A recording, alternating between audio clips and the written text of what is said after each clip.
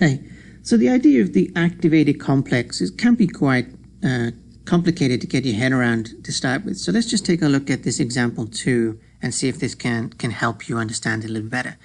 As we're talking about, as reactants come together with the required energy, they form this activated unstable complex. And as we can see above here in the notes, the bond breaking, to break the bonds between the existing atoms requires energy. Energy has to be input absorbed to them to break those bonds.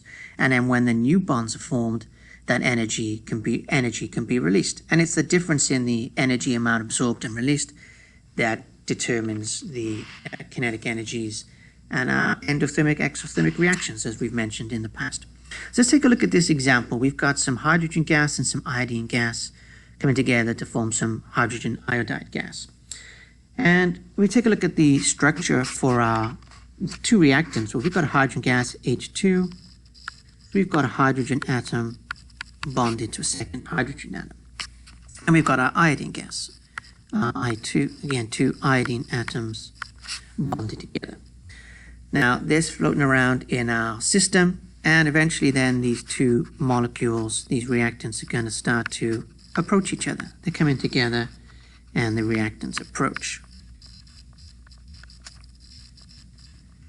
Now, we're assuming that these ones are approaching with the required energy, enough energy, the activation energy, so that they will react. And as they approach and they get close enough, this is where we'll form that activated complex. So our hydrogen atoms are still there, but the bonds between them are starting to break. So we can indicate that by some dotted bond rather than a solid bond.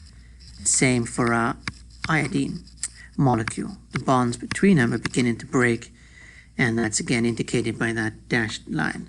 But at the same time, we're starting to form new bonds between the hydrogen and the iodine atoms. So this here is known as our activated complex.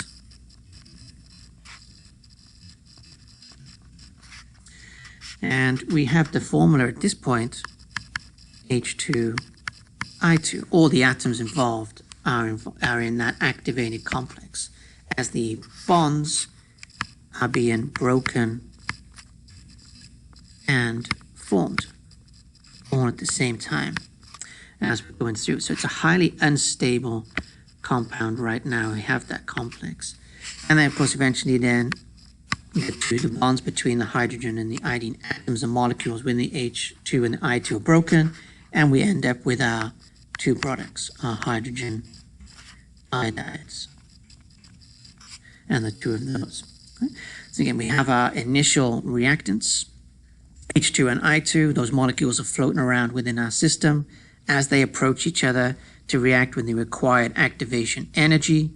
As they get close enough, their electron clouds overlap, and the bonds between the hydrogen atoms begin to break. Likewise with the iodide atoms, and we start to form new bonds between the hydrogen and iodine atoms in there, and that's got that formula H2I2, known as our activated complex, which is highly unstable and very quickly breaks down again to form our reactants, the HI, the hydrogen iodide. So hopefully that makes a little bit more sense as you're going through that. Again, key information going through as you continue on the rest of these notes.